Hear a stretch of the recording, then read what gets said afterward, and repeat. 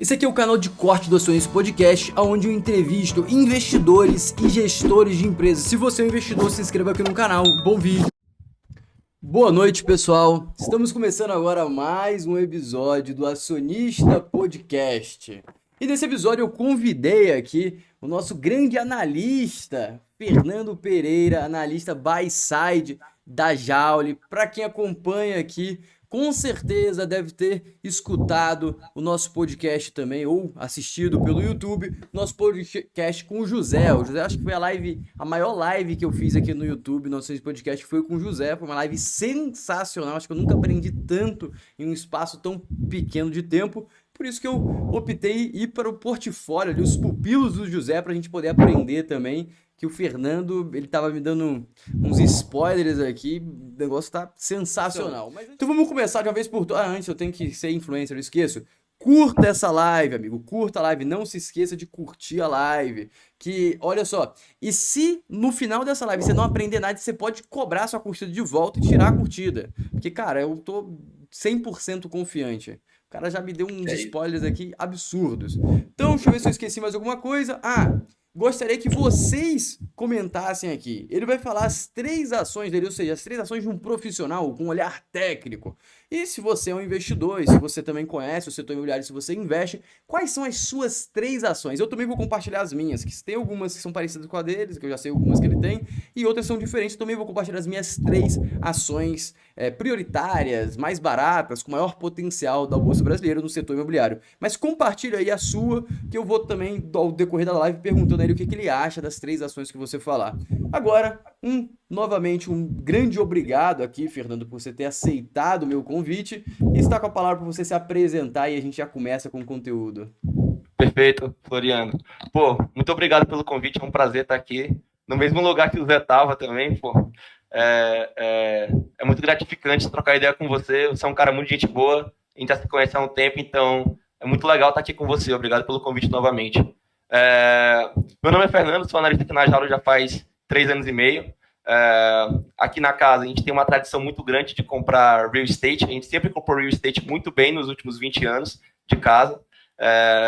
Então meus últimos 3 anos e meio foram um aprendizado acumulado dos últimos 20 anos da Jaula. Óbvio que eu não sei tanto quanto os gestores, mas pô, eu acho que eu já dou pro gasto já e consigo conversar bastante com você e conversar com o pessoal que está acompanhando também, vai ser o maior prazer. Pessoal, vocês vão ver que se dá pro gasto deles até ofende a gente, pessoal. Vocês aí? vão perceber que o homem se preparou aqui, ele quer dar uma apresentação, ele falou que não sai aqui se for menos de 5 horas, só sai meia-noite. Que é isso? Tanto conteúdo que o cara vai trazer. Mas vamos começar aí, qual que é a sua visão pro setor imobiliário? Você tá otimista, tá pessimista? Qual que é o futuro do setor imobiliário brasileiro, na sua humilde opinião aí? Claro. A precificação do mercado de real estate brasileiro sempre foi muito engraçada, né? Quando o mercado está em baixa, todo mundo começa a procurar tradear via múltiplo de balanço, price to book ou price earnings, né? Que são os indicadores que mais fazem sentido nos momentos quando o mercado está em baixa. Quando o mercado está um pouco mais otimista, a gente começa a perceber que o mercado começa a tradear um price to NAV, por exemplo, talvez até considerar um certo grau de perpetuidade, que foi o que a gente chegou a ter ali em 2020, pré-Covid, ou durante o período da retomada, né? Também deu uma precificada boa, mas principalmente no pré-Covid, o mercado estava precificando, chegou até a precificar que a empresa tinha fluxos de caixa para frente, né? Até então, todo mundo considera que a empresa é um grande banco que deve ser liquidado enfim, e isso tem muito a ver com que o mercado nos últimos anos... Deixa eu traduzir claro, para a galera aqui.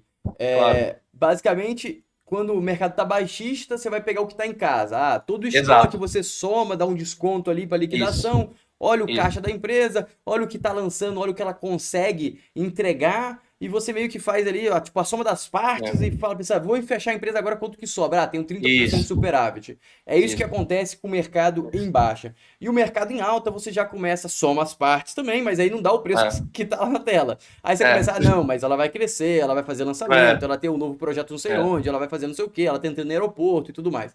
esses são os dois cenários. Um, você vai tentar olhar só o que está no papel, que é o Um cenário é o atual. tô rico, o dois é o tô pobre, né? Todo mundo acredita Boa. que o mercado de real estate é extremamente cíclico, o que é uma meia-verdade. É uma Uma meia-verdade. meia-verdade? Por quê? Principalmente porque no Brasil os incentivos nos últimos anos para o mercado de real estate foram muito ruins, né? Com o período do Minha Casa Minha Vida, cara, toda aquela corrida dos players paulistanos se voltando para o Nordeste e para o Norte para lançar empreendimento no mercado ultra concorrido, ultra competitivo para vender para baixa renda, cara, risco de estouro de obra, nossa, foi um desastre, né? Então, assim, quando o juro subiu, cara, acabou o setor. Acabou o setor. Todo mundo achava que as ações nunca mais não voltavam para um patamar razoável, né? Óbvio que isso não é verdade, porque quem é dono de incorporadora nos últimos 40 anos ganhou muito dinheiro.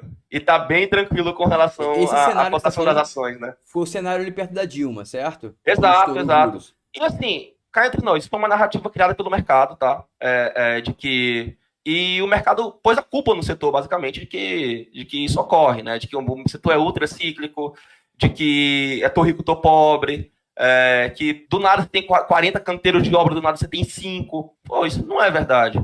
As empresas, elas têm um fluxo de caixa relativamente previsível, elas têm um fluxo de lançamentos que ele oscila com a demanda e com a oferta da região que eles atuam, né?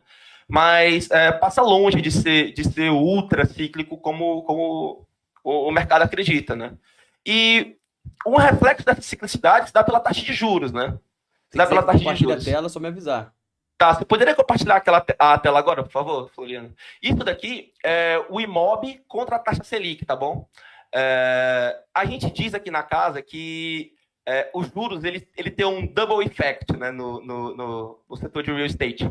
Ele tem o primeiro efeito, que é na cotação das ações, e o segundo efeito, que é nas empresas propriamente ditas, né?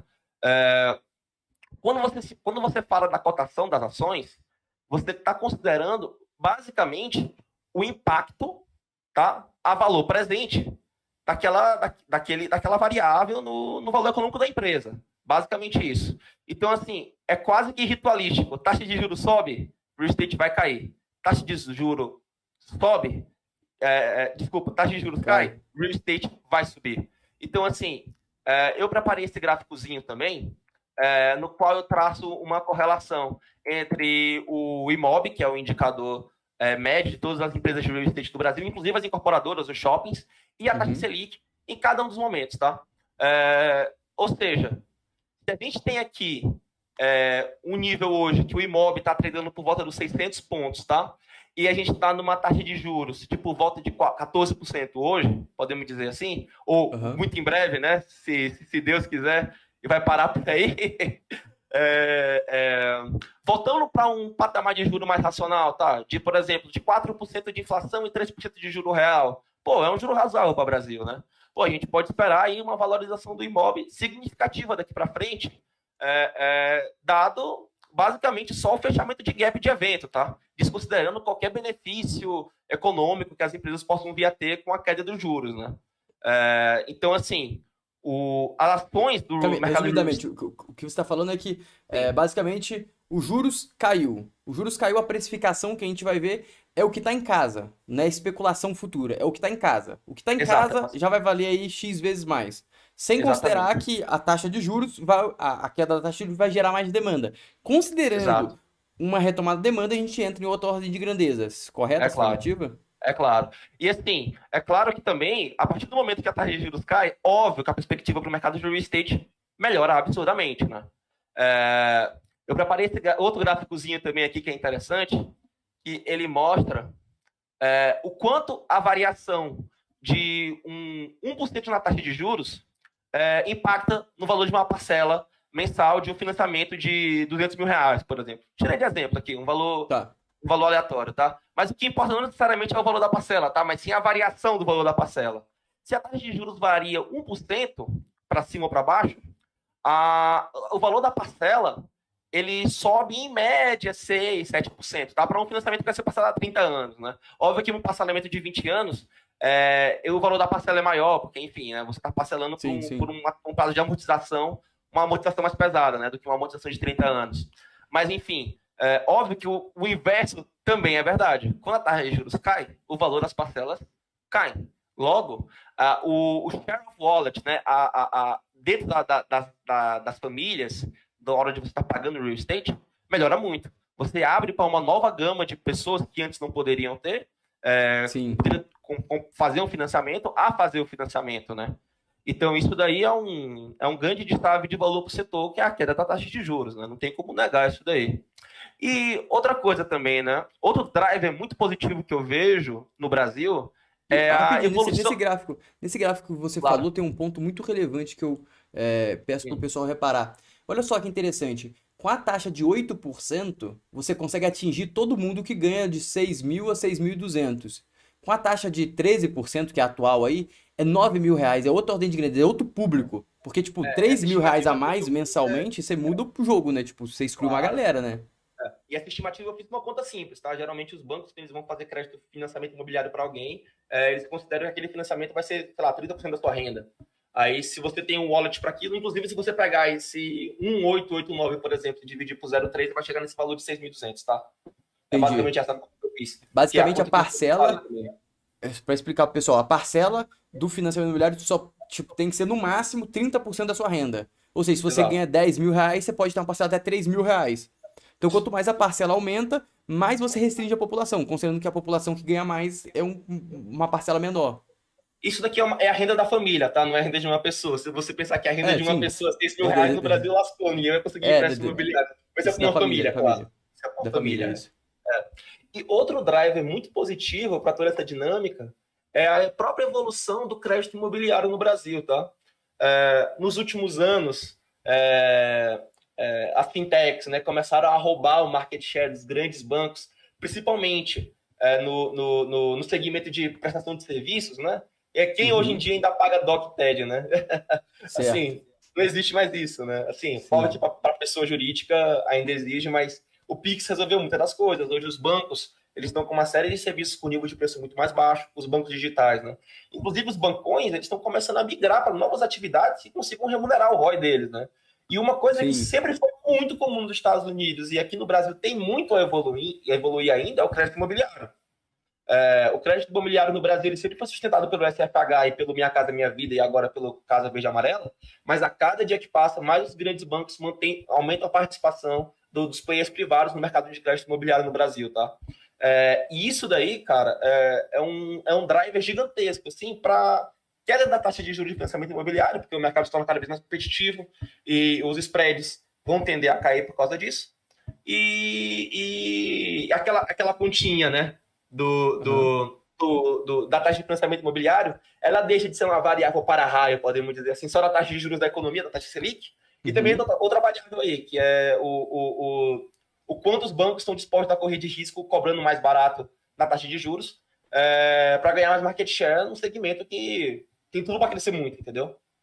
Então, assim, isso daí é um driver gigantesco para o setor como um todo, tá? Não só para as empresas que eu vou comentar aqui, mas para o setor inteiro, tá?